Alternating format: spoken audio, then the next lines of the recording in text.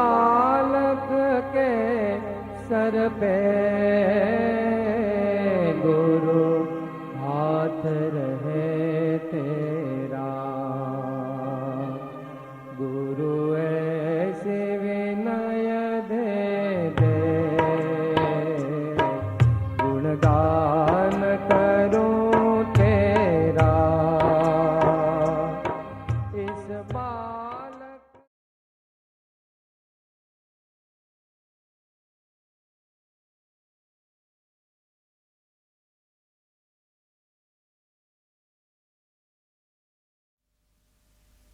સ્વતંત્ર એમ કહેતા into inverted comma લેવું, કારણ કે પાંચનો સ્વીકાર કર્યો એટલે સર્વથા સ્વતંત્ર નથી, પણ સ્વતંત્ર છે એમ આચાર્ય ભગવાન છે.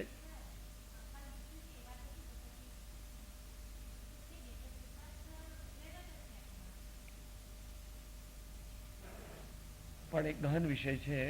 આમ તો સામાન્ય જનતાને એ બહુ કઈ એટલે એને બહુ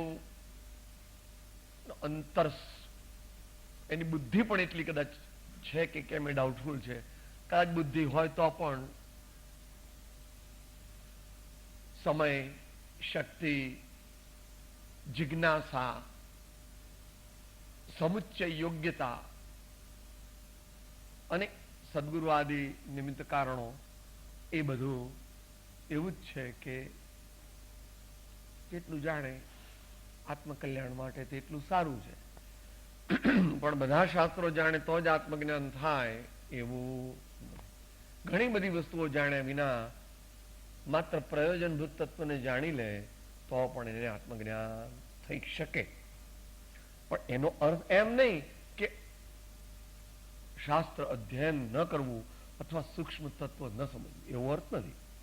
પોતાની શક્તિ હોય તો ભલે સ્વાધ્યાય કરે જ્ઞાન પ્રધાન દ્રષ્ટિથી, પણ એ આગમ પ્રમાણ ત્યાં છે કે મારુષ માતુષ એટલું જાણવાથી પણ મોક્ષ થઈ શકે. ભલે અપાદ માર્ગ છે પણ એ સંભવ છે. એટલે કૃપાળુદેવે એને 8 સમિતિમાં સમાવી દીધું. એ બોલી મંગળાચરણ, 8 સમિતિ જાણીએ જો જ્ઞાની ના પરમાર્થ તે, તો જ્ઞાન ભાખ્યું તેહને અનુસાર તે મોક્ષાર્થ થે. નિજ કલ્પનાથી કોટિ શાસ્ત્રો માત્ર મનનો આમળો, जिन वर कहे छ ज्ञान तेने सर्वभव्य सांभळो, जिन वर कहे छ ज्ञान तेने सर्वभव्य सांभळो. તો એ ઇત્યાદિ પ્રકારે ઘણું જ સુંદર વક્તવ્ય હતું. એ વિશે આપણે વિચારણા યોગ્ય સમય કરીશું. અત્યારે જે વિષય ચાલે છે એમાં આગળ વધીએ.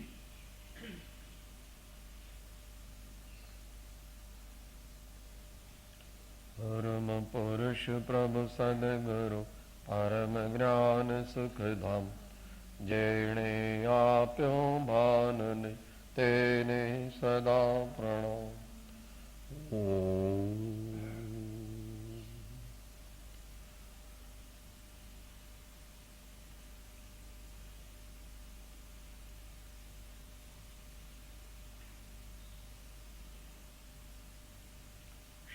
રાજચંદ્ર વચનામૃત પત્રાંક 21. ઘણા બધા મુદ્દા છે, એમાં 32મો મુદ્દો આપણે વિચારવાનો ઉદ્યમ કરીએ.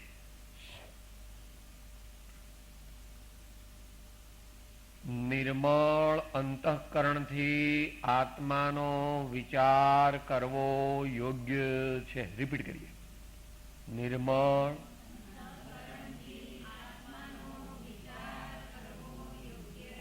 ફરીથી.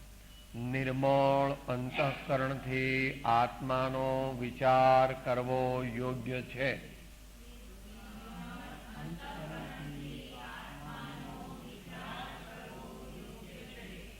ત્યાં નીચે ફૂટનોટમાં આત્માનો એનો અર્થ આપ્યું છે ગુપ્ત ચમત્કારનો, એ ઉપરનું અનુસંધાન છે, 30નું અનુસંધાન છે, મુદ્દા 30નું અનુસંધાન છે.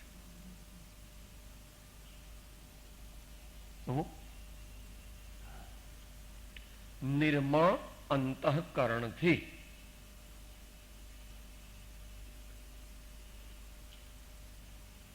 આત્માનો વિચાર અને કરવો યોગ્ય, એમ 3 ભાગમાં આપણે સમજીએ એ વાક્યને. નિર્મળ અંતઃકરણથી.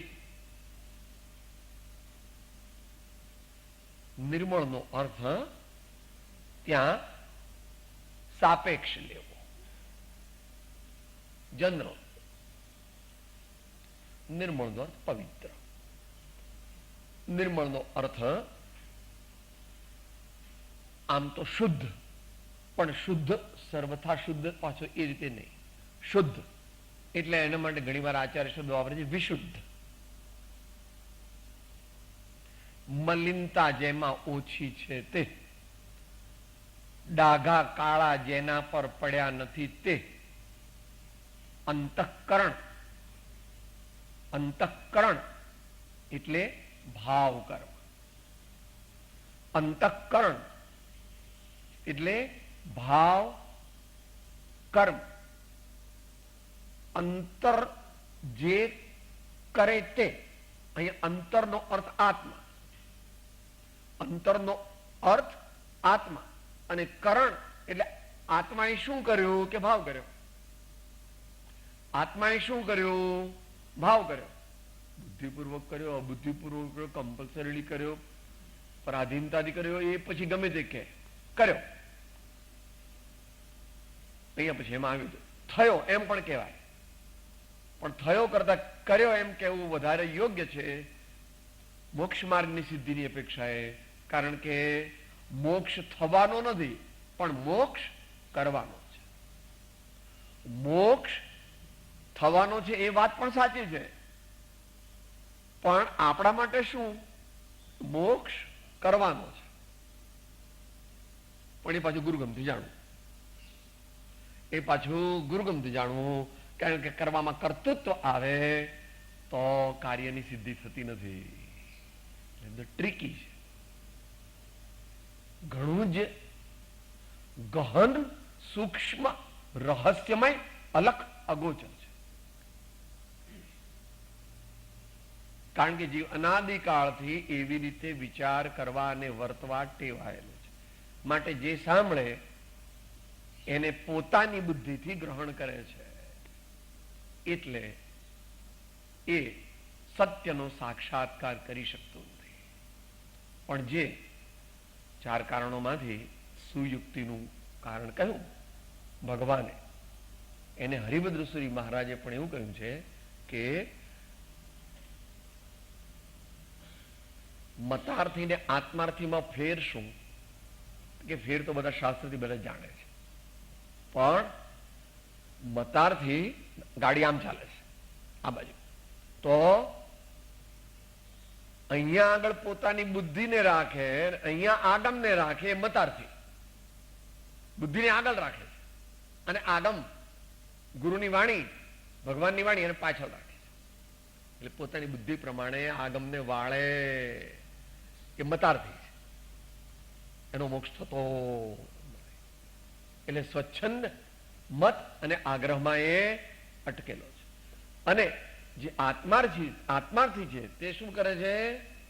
આગમને આગળ રાખે છે. એટલે કે ગુરુની આજ્ઞાને મુખ્ય કરે છે, આગળ રાખે, અને પોતાની બુદ્ધિને, પોતાના ભાવને એની પાછળ પાછળ અનુસરવાનું કહે છે. હે જીવ, હવે તારે સત્પુરુષની આજ્ઞા નિશ્ચય ઉપાસવા યોગ્ય છે, અનુસરવા યોગ્ય છે.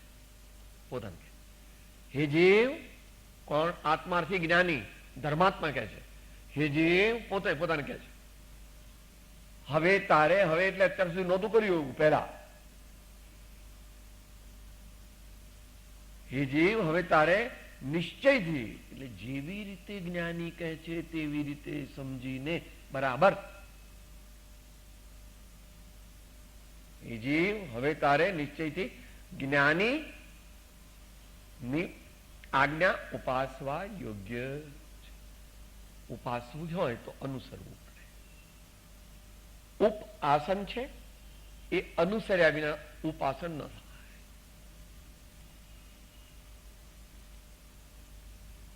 તો આ ફેર છે. માટે નિર્મળ અંતઃકરણથી, એટલે સારા રૂડા ભાવોથી, વિશુદ્ધ ભાવોથી, એટલે પ્રેક્ટિકલ શું? જેમાં પાપની માત્રા એકદમ ઓછી છે અને પુણ્યની માત્રા વધારે છે.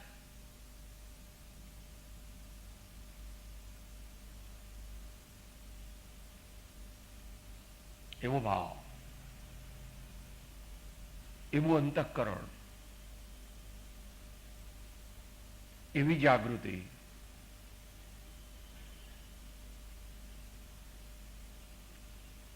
એવી આત્માનું કાર્ય કરવાની તૈયારી.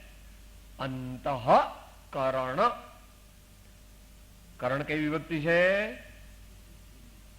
કરણ ત્રીજી વિભક્તિ. જે વડે કાર્ય કરીએ તેનું નામ અંતઃકરણ. અને અંતઃ આત્મા છે. આત્માને જે કાર્ય કરવું છે, કયું કાર્ય કરવું છે? અહીંયા આગળ આત્માનો વિચાર. અહીંયા કયું કાર્ય એને કરવાનું છે? અહીંયા આત્માનો વિચાર. આત્માનો એટલે કોનો? આમ તો પોતાના જ સ્વરૂપ, પોતાના જ સ્વરૂપનો.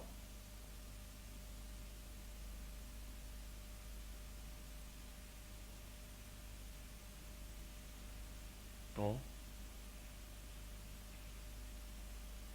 વિચાર દ્વારા વિચારકે વિચારકનો વિચાર કરવો. એટલે આપણે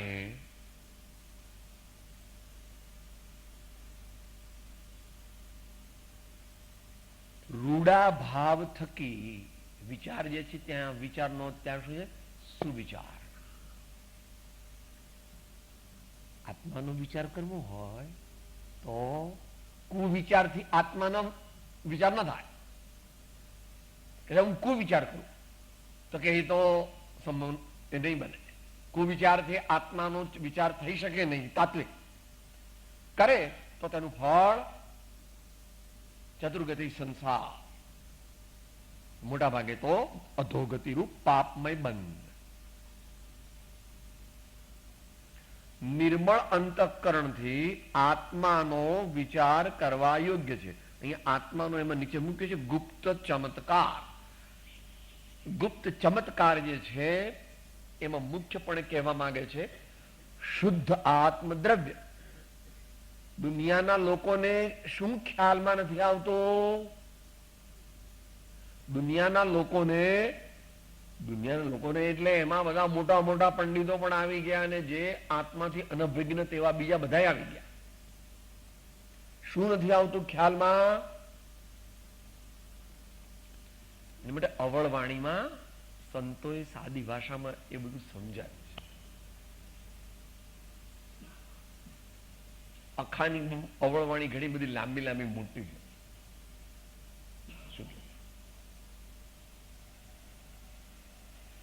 કીડીબાઈના પગે હાથી એવો બાંધ્યો છે કે ગમે તેટલા ધમ પછાડા કરે પણ ટસના મસ થઈ શકતા નથી. હાથી બહુ બહુ જોર કરે છે પણ કીડીબાઈના પગે એમને બાંધી દીધા છે એટલે એટલા બધા સ્ટ્રોંગલી બાંધી દીધા. એ સાહેબ તમે ચક્કન છો, તમારું મગજ ખસી ગયું છે. મગજ ખસી જાય તો જ ભગવાન મળે. મગજ ખસી જાય તો જ આત્મદર્શન મળે. લોક સંજ્ઞાએ લોકાગ્રે જવાતું નથી. લોક મૂકે પોક. એનો અર્થ એવો ન સમજવો કે એન્ટી સોશિયલ એક્ટિવિટી કરવી, એમ એનો અર્થ નથી. લોકોપયોગી તારું જીવન હોય પણ લોક આધીન ન હોય. અનેકાંત છે દરેક જગ્યાએ. લોકોપયોગી હોય એ સ્વાભાવિક છે, ચારેનો સ્વભાવ છે. તરુવર સરોવર સંત જન ચોથા વર્ષે में परमारथ के कारणे चारो धरिया दे.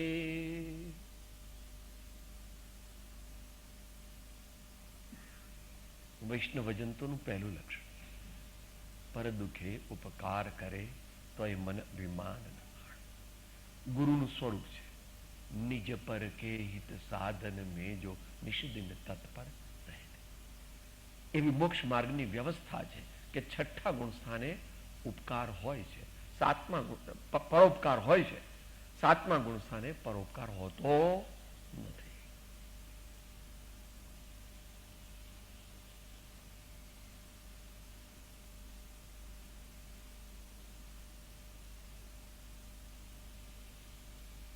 આત્માનો વિચાર. મેં કીધું કે ભાઈ આ કીડીને પગે હાથી બાંધે કેવી રીતે? બંધાય જ નહીં. એવી રીતે આચાર્ય કહે છે, અહો અહો આ મોહને આધીન જગતના સર્વ મનુષ્યો પોતે જ નથી એમ કે છે.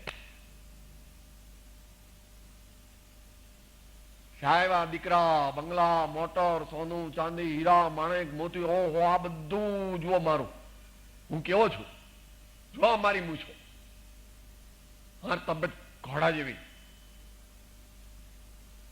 ભાઈ એ વત્સ, આમાંથી તારું કઈ નથી, આમાં ક્યાંય તું છે નહીં.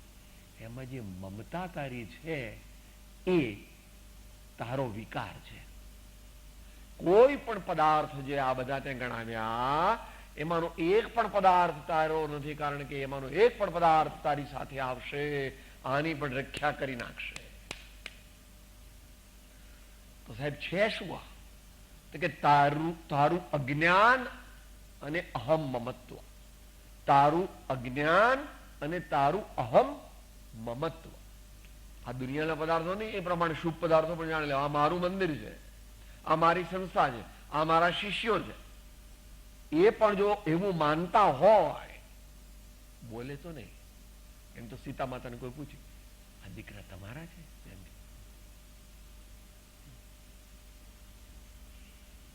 મહાજ્ઞાની છે, 2 દાડા પછી છોડી દેવાના છે. તો મને કે she doesn't mean it. It is just લોક વ્યવહાર. લોકો દીકરા છે, અન્ન મારા શું માનતા? અગમ અગોચર છે. સમ્યક દ્રષ્ટિને જાણે ઓળખે તો એ સમ્યક દ્રષ્ટિ થઈ જાય. સીતા માતા, રામ ભગવાન, તીર્થંકર ભગવાન, કોઈ પણ એવા સત્પુરુષને આપણે ઓળખીએ, એકદમ ઓળખાણ ન થાય. જેમ જેમ જેમ જેમ જેમ જેમ ઓળખીએ તેમ તેમ આપણે પણ એમના જેવા થતા જઈએ, ને એમના અંશો આપણામાં પ્રગટે તો જ આપણે એમને ઓળખી શકીએ. એટલા માટે વિનય લાવવો, એટલા માટે ક્ષમા લાવવી, એટલા માટે વિશાળ દ્રષ્ટિ લાવવી. જેવા જેવા ગુણો વંદે તદગુણ લબ્ધ. એ ભગવાનનું સૂત્ર શું છે? હે પરમાત્મા, હે સદગુરુદેવ, હે સંત ધર્માત્માઓ, હું આપને વંદન કરું છું તે તમને મસ્કો મારવા માટે કરતો નથી. તમને શાતા ઉપજે એ પ્રાસંગિક છે. આપણે ગુરુની સેવા કરીએ, સંતોની સેવા કરીએ તો એમને શાતા ઉપજે એ પ્રાસંગિક છે. પણ એનાથી ખરું ફળ શું છે? આ આત્માને વૈયાવૃત્તિ નામનું મહાન અંતરતપ થાય છે. એ અંતરતપથી કરોડો અબજો કર્મો બળી જાય છે. નિયણ રહિત કરવું છે કે આપણે ગુરુની સેવા કરીશું તો આપણું બહુ સારું. શું સારું થશે? મોક્ષ મળશે, એ સારું થશે. એમના ગુણો મારામાં પ્રગટ થશે. એ 99 કરે તો ફળની પ્રાપ્તિ તો થાય, પણ સ્વર્ગાદિની થાય, જે ઈષ્ટ નથી, જે આપણું ધ્યેય નથી, ગંતવ્ય સ્થાન સ્વર્ગ નથી.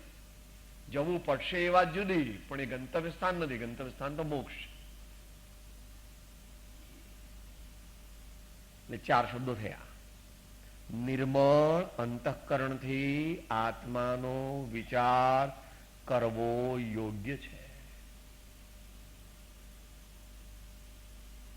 એટલે પહેલી કન્ડિશન એવી મૂકી, કોઈ કે હું ધ્યાન કરીને મોક્ષ જઈશ, જુઓ આવું બધું દેવ ને ગુરુ ને ધર્મ ને આ તીર્થયાત્રા ને દાન ને શીલ ને વ્રત ને નિયમ ને આવું બધું આત્માનો અનુભવ તે જ મોક્ષ માર્ગ છે. વાત તો સાચી છે, વાત તો સાચી છે, પણ જે નહીંથી વાત સાચી છે તે નહીંથી વાત સાચી. અનુભવ પોતે જ ત્રિતયાત્મક છે. ત્રિત્રયાત્મક તો સ્થૂળપણે કહેવાય.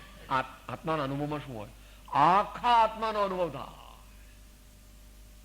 આપણે અલ્પજ્ઞ હોવાથી તે વખતે આપણને માત્ર અતિન્દ્રિય જ્ઞાન અને અતિન્દ્રિય આનંદ જ અનુભવમાં આવે છે, પણ તે વખતે આત્માના અનંત ગુણો સમ્યક રૂપે પરિણમે છે. આપણા જ્ઞાનમાં ના આવે, સમ્યક દ્રષ્ટિના જ્ઞાનમાં પણ ના આવે, અને આચાર્યના જ્ઞાનમાં પણ ના આવે બધા. કારણ કે કોઈ પણ જીવ આત્માના બધા ગુણો જાણતો હોય નહીં. જે આત્માના બધા ગુણોને જાણતો હોય તે કેવડી જ હોય. પણ આત્માનો અનુભવ જ્યારે જ્ઞાની ધર્માત્મા કે મુનિરાજ કરે ત્યારે એમને શું થાય ખબર કેવી રીતે પડે? આત્યંતિક અતિન્દ્રિય આનંદનો અનુભવ થાય. તેને જાણે કેવી રીતે? તે વખતે તો નિર્વિકલ્પ પણ જાણે છે. જો વિકલ્પ થાય કે હું અત્યારે આનંદનો અનુભવ કરું છું તો અનુભવ છે નહીં. રિટ્રોસ્પેક્ટિવલી એ કન્ક્લુડ કર્યું, સ્વસંવેદનથી નક્કી થયું. એ સ્વસંવેદનના સમયે પણ સ્વસંવેદન જ્યારે થાય છે ત્યારે કોન્શિયસ માઇન્ડ કામ કરતું તો શું થાય છે?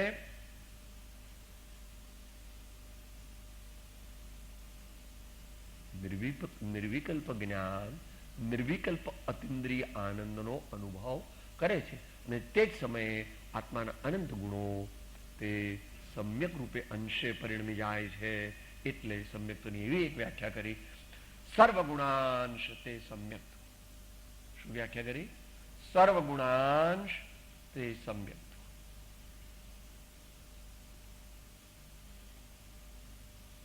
બસ હવે કન્ક્લુડ કરી નાખીએ. આનો આપણા જીવનમાં શું ચરિતાર્થ પણ શું, આનો ઉપયોગ શું? તો પહેલી સ્ટેપ 1, અંતઃકરણ નિર્મળ કરો. અંતઃકરણને નિર્મળ રાખો. અંતઃકરણ નિર્મળ થવા માટે જે કોઈ સાધન યોગ્ય લાગે તેનો સ્વીકાર કરીને સ્ટેપ 1માં અંતઃકરણને નિર્મળ કરો. હૃદયને નિર્મળ કરો, ભાવોને સારા કરો, ભાવોને પવિત્ર કરો. હું સાદી ભાષા બોલું છું. તમે વિદ્વાનો શું કહેશો? દેશના લબ્ધિ અને પ્રાયોગ્ય લબ્ધિનો પુરુષાર્થ કરો. હવે તમે વિદ્વાનો મોટી ભાષામાં બોલો તો એમાં કઈ અમને વાંધો. અમે સાદી ભાષામાં બોલીએ છીએ. અંશે જીતે નહીં પણ અભ્યાસે. અભ્યાસે ક્ષમાથી ક્રોધને, એટલે ક્રોધને બદલે ક્ષમા, અભિમાનને બદલે વિનય, માયાચારને બદલે સરળતા, લોભને બદલે સંતોષ અને ઉદારતા. આટલું નથી. મલિન તો આત્માને બધા ઘણા બધી મલિનતા છે. આ તો મુખ્ય કીધા, બીજા બધા ગણી લેવા. અને પહેલું, પોતે જ પોતાની ખોટી માન્યતા કરી, પોતાના સ્વરૂપની ખોટી માન્યતા કરી છે. તો એ ધીરે ધીરે જાય, એકદમ ન જાય. તો માટે પહેલું સ્ટેપ 1 શું કરવું? આપણા ભાવોને નિર્મળ કર્યા કરવાનો પુરુષાર્થ કરીએ. તો જ પછી આપણે તે જ્ઞાનીની આજ્ઞાનું પાલન કરી શકીએ. એમ આત્મસિદ્ધિ કહે છે. આવે જાય એવી દશા સદગુરુ બોધ સુહાય, તે બોધે સુવિચારણા ત્યાં પ્રગટે સુખદાય. પછી આગળ એનું ફળ કહે છે, પણ નેગેટિવલી પણ કહે છે કે જ્યાં સુધી આવું નહીં થાય ત્યાં સુધી નહીં. દશા ન એવી જ્યાં સુધી જીવ લહે નહીં યોગ, મોક્ષ માર્ગ પામે નહીં મટે ન અંતર રોગ.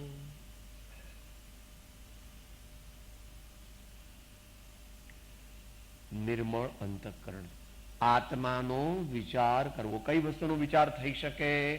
જેને જાણી હોય એનો વિચાર થઈ શકે. માટે કરોડો ઉપાય કરીને પણ આત્માને જાણવો. એટલે મૂળ માર્ગમાં સાધના પદ્ધતિથી લીધું એટલે છે દેહાદિથી ભિન્ન આત્માને ઉપયોગી સદા અવિનાશી એમ કીધું આચાર્ય ભગવાને. તો અહીં કથમપી મૃત્વા તત્વ કૌતૂહલી સંત. તત્વ એટલે તત્વનો રાજા ભગવાન આત્મા. આપણા બધાને જવાબ આપે આપણા પ્રશ્નો. આપણે આ બધી આર્ગ્યુમેન્ટ કરી ભગવાનને કહીએ છીએ, સાહેબ હજારો બાના કાઢીને કહીએ કે સાહેબ એ વાત રહેવા દો, મને સત્સંગનો કે સ્વાધ્યાયનું કે આત્માને જાણવાનું કંઈ કહેશો નહીં. મારે આટલા લાખો કરોડો કામ છે ને એમાં તમે વળી આ કામ પાછું અંદરમાં બીજું ક્યાં નાખ્યું?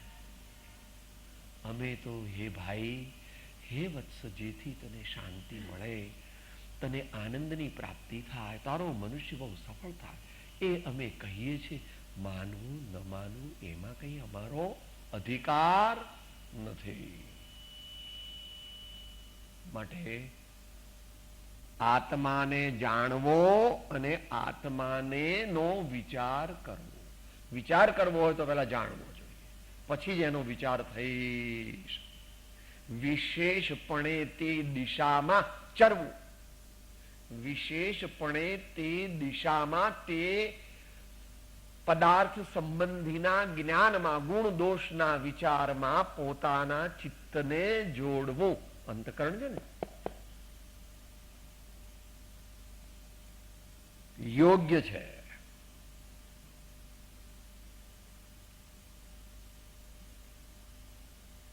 તું આત્માર્થી છો, જ્યાં જ્યાં જે જે યોગ્ય છે ત્યાં સમજવું તે, ને ત્યાં ત્યાં તે આચરે તો આત્માર્થી જન તે.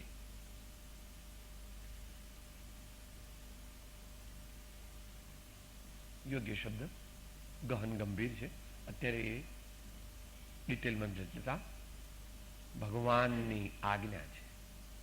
આચાર્યની, ગુરુદેવની, સંતોની અનુભવ વાણીમાં આ આજ્ઞા આવી છે. આ આજ્ઞા જે જીવ પાળે આ કન્ડિશન સહિત તો અવશ્ય એનું કલ્યાણ થાય. આણાએ ધમ્મો, આણાએ તમ. એટલે સાધના કરવી તે સાધના નથી, પણ જ્ઞાનીની આજ્ઞાને અનુસરવું તે સાધના છે. નિશ્ચય સાધના, વ્યવહાર સાધના. સાધના કરવી તે સાધના નથી, પણ જ્ઞાનીની આજ્ઞા અનુસાર શક્તિ છુપાવ્યા વગર શરીરની પ્રવૃત્તિ, વચનની પ્રવૃત્તિ, મનની પ્રવૃત્તિ એટલે વિચાર, અને અભિપ્રાયની પ્રવૃત્તિ, આ ચારેયને એ દિશામાં લઈ જવા.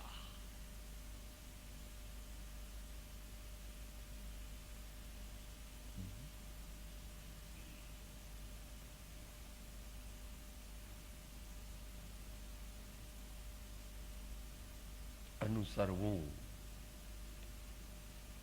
જાગૃતિપૂર્વક અનુસરવું. સમજણ ન પડે તો પણ એમને પૂછવું, પણ એક વાર તો અનુસરવું, પછી રાતના પૂછવું કે તમે આવું મને કેમ કીધું, તો એનું સમાધાન જેટલું મળશે તેટલું મળશે. કદાચ ન પણ મળે, તારી યોગ્યતા ન હોય તો કે આપણે કોઈક દિવસ વિચારીશું. કારણ કે અકાળે જીવને બોધ આપવાથી એને મિથ્યા આગ્રહ અને મિથ્યા વિકલ્પો ઉપજે. મને આવું કીધું, મને આવું કીધું, એટલે જ્ઞાની ઓછું કરે. બહુ આગ્રહ કરે તો એવી કથાનક આવે છે કે રમણ મહર્ષિના આશ્રમમાં પેલા કલેક્ટર ગયા ને એમણે કીધું કે સાહેબ મને તમે બહુ મોટા જ્ઞાની છો તો મને આત્માનો બોધ, કે ભાઈ આત્માનો બોધ તો તમને યોગ્ય સમયે મળીશું ત્યારે કરીશું, અત્યારે જે એની ચર્યા છે તે પાળો. ચર્યા તો એવી હતી કે ઝાડુથી સાફ કરવાનો. કલેક્ટર સાહેબ કે છે તમારા સંતને કહી દેજો મારે ઘેર તો 10 નોકરો છે, હું આવું કઈ કરવું તો આ રાખવું છે અને આત્મજ્ઞાન જોઈએ છે. ભગવાન કહે છે ન ભૂતો ન ભવિષ્યતિ, ન ભૂતો ન ભવિષ્યતિ. કેટલામો મુદ્દો? 11મો મુદ્દો. પત્રાંક 200 નો 11મો મુદ્દો. ત્યાં ભલે થોડુંક સ્વીપિંગ સ્ટેટમેન્ટ કર્યું છે. શું? જે વિષય હોય એને પ્રતિપાદન કરવા માટે. 263મું પાનું છે આમાં, આ આવૃત્તિમાં. અનંતકાળ સુધી જીવ નિજ છંદે ચાલી પરિશ્રમ કરે તો પણ પોતે પોતાથી જ્ઞાન પામે નહીં, પરંતુ જ્ઞાનીની આજ્ઞાનો આરાધક અંતર્મુહૂર્તમાં પણ કેવળ જ્ઞાન. બે એક્સ્ટ્રીમ્સ લીધા, બે એક્સ્ટ્રીમ્સ લીધા. ત્યાં અનંતકાળ લીધો, અનંતકાળ પુરુષાર્થ કર, એ નહીં મળે. અને આ બાજુ કેવળ જ્ઞાન પ્રાપ્ત કરવા માટે માત્ર અંતર્મુહૂર્તની અંદર કેવળ જ્ઞાન પ્રાપ્ત કરવા. તો સાધના તે સાધના નથી, પણ જ્ઞાનીની આજ્ઞાને સમજીને તેમના અભિપ્રાય પ્રમાણે પોતાના જીવનને ગોઠવવું અને જીવનની પ્રવૃત્તિ કરવી, તે ક્રમે કરીને મોક્ષ માર્ગની સિદ્ધિનું કારણ છે.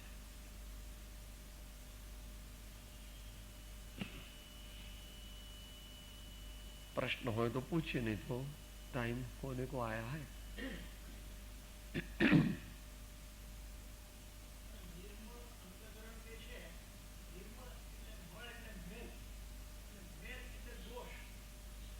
मैंने ले दोष, डाग,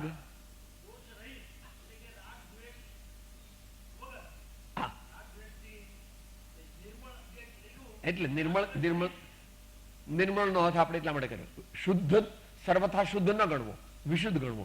જો સર્વથા શુદ્ધ હોય તો મોક્ષનો પુરુષાર્થ કરવાની જરૂર છે જ નહીં. સર્વથા નિર્મળ પર્યાય કોની હોય? 12મા ગુણ.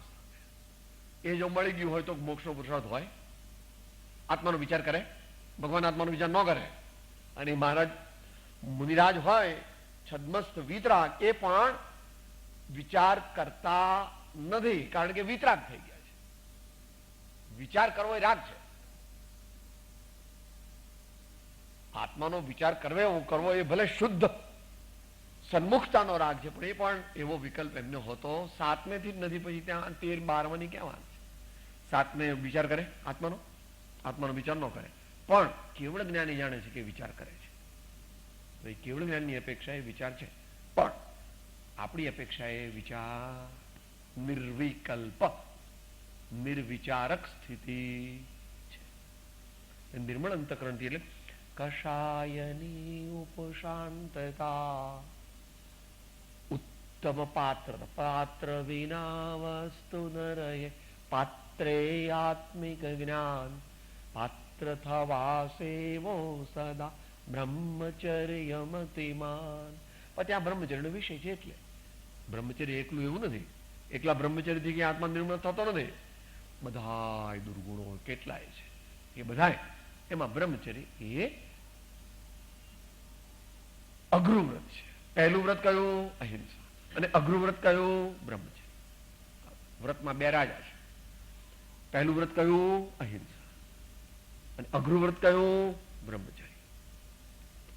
બધાનું પાલન કરવું, જેટલું થાય તેટલું કરવું, એવો પ્રયત્ન કરવો. વ્રત પાલન કરવું એની ભાવના એ આત્મા નિર્મળ થઈ ગયો. એટલે શું થયું? કષાય ઘટવા માંડ્યા, ઓછા થયા, ઓછા થયા. એટલા માત્રથી મોક્ષ ન થાય. એટલું અંતઃકરણ નિર્મળ કરે તો, એટલે એકલા કષાય બંધ કરે તો મોક્ષ ન થાય. જ્યાં કોઈ કષાયનો પ્રવેશ નથી એવો શુદ્ધ બુદ્ધ ચૈતન્ય ઘન આત્મા તે ગુરુદેવના બોધથી જાણીને તેમાં પોતાનો ઉપયોગ લગાવે અને એમાં જો સ્થિર થાય તો મોક્ષમાં નિશ્ચય મોક્ષ માર્ગ પ્રગટે.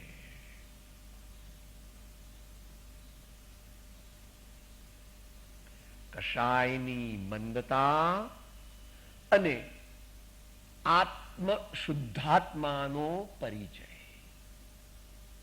શ્રદ્ધા, લક્ષ, વારંવાર દ્રષ્ટિ, વારંવાર લક્ષ અને પછી સ્થિરતાનો પુરુષાર્થ. એમ કરતા કરતા કરતા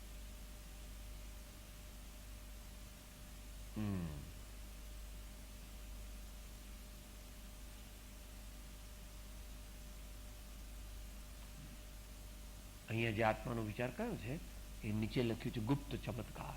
એટલે ગુપ્ત ચમત્કારમાં મુખ્યપણે આત્મ દ્રવ્ય લેવું.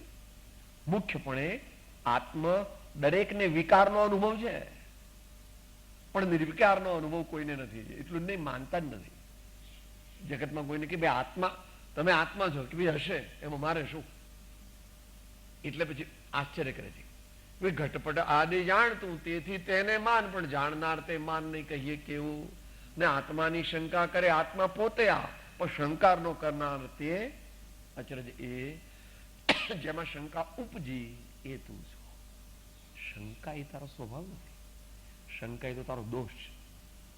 શંકા એ આપણો દોષ છે. શંકા આત્માનો સ્વભાવ નથી, પણ શંકા ઉપજે છે ક્યાં? આત્મામાં જ ઉપજે છે, આત્માની અવસ્થામાં ઉપજે છે. તો ગુપ્ત ચમત્કાર એટલે એ આત્મ દ્રવ્ય તરફ શુદ્ધ એટલે કે નિર્મળ પર્યાયને, એટલે કે પ્રાયોગ્યતા લબ્ધિ યુક્ત આત્માની વિચારધારાને જ્ઞાયક પ્રત્યે લઈ જતા સ્થિરતા થાય થોડીક, ત્યારે અધઃકરણના ભાવ, પછી આગળ જાય તો પછી અપૂર્વકરણને, અનિવૃત્તિકરણને એનો અંત આવે. ત્યાં આગળ મોહ ગ્રંથિનો ભેદ થઈ જાય અને ભગવાન ચૈતન્ય દેવ પ્રગટે છે. પર્યાય ભગવાન ચૈતન્ય દેવનો આવિર્ભાવ થાય. હો ગયા. The main castle is one.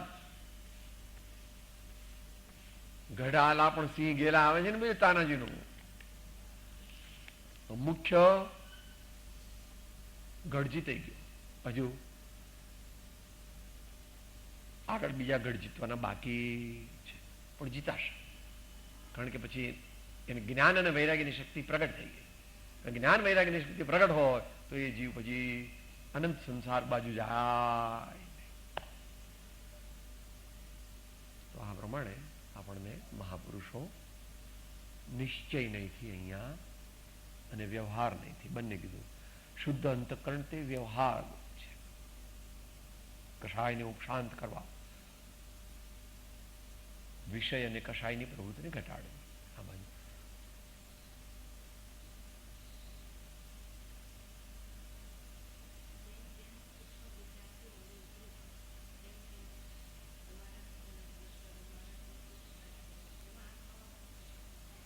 જ્યારે જેણે આવું સ્વીકાર્યું તે કોણ એવું કહે છે? હે ભગવાન, હું ભૂલી ગયો. મેં તમારા અમૂલ્ય વચનોને લક્ષ્યમાં લીધા. ભૂલ્યો, આછડ્યો, રઝળ્યો, અનંત સંસારની વિટંબણામાં પડ્યો. આપણે એવું કઈ માનતા નથી. અંદરમાં આમ બોલીએ જ ખરા, હે ભગવાન તમારા સ્વામી છે. તમારી કોઈ વાત હું માનું, દીકરા કહે તેમ કરવાનું, એની બા કહે તેમ કરવાનું, ને નાતવાળા કહે તેમ કરવાનું. તમે કોઈ એવું કઈ હું કરું એવી રીતે હું મારું જીવન બનાવું નહીં. સામાન્ય વાત. એટલે સુધી પહોંચો ત્યાં પાછળ સૂક્ષ્મ વિચાર એટલે પ્રોસેસ છે. કેટલા સ્વરૂપનો પ્રકાશ થયો? ચોથા ગુણ સ્થાને યોગ્ય આત્માનો પ્રકાશ થયો. પાંચમા ગુણ સ્થાનનો થયો. છઠ્ઠા ગુણ સ્થાને સાતમા ગુણ સ્થાનનો. પૂરો પ્રકાશ તો જયારે 12મા ગુણ સ્થાને જાય એમ કહો. 12મું 13મું એક જ છે આપણા માટે. 12મું 13મું આપણા માટે એક છે. કેવળ જ્ઞાનીએ જુદું જોયું છે. બરાબર છે. ક્ષીણમોહ કે પછી સાહેબ શું કરવાનું? કઈ નહીં કરવાનું. ક્ષીણમોહને પુરુષાર્થ કરવાનો. હવે મોહની ફરીથી ઉપજે ખરું? ઉપશાંત મોહ થયું હોય તો ઉપજે, પણ ક્ષીણ મોહ થયું હોય તો કેટલામી સ્તુતિ? સમય સાંજની. ઇતિ સ્તુતિ તૃતીયા. સ્તુતિ એકા તે ઇન્દ્રિય, સ્તુતિ એક દ્વિતીયા ઉપશાંત મોહ, અને સ્તુતિ તૃતીયા ક્ષીણ મોહ હો ગયા. અંતવંગળ. ધ્યાતા ધ્યાન ધ્યેયગત કામ, હું સેવકને હું છું સ્વામ. ધ્યાતા ધ્યાન ધ્યેયગત કામ, હું સેવકને હું છું સ્વામ. સદગુરુ પરમ કૃપાળુ ત્રિલોકનાથ સબ સંતન કે આનંદ. ઓમ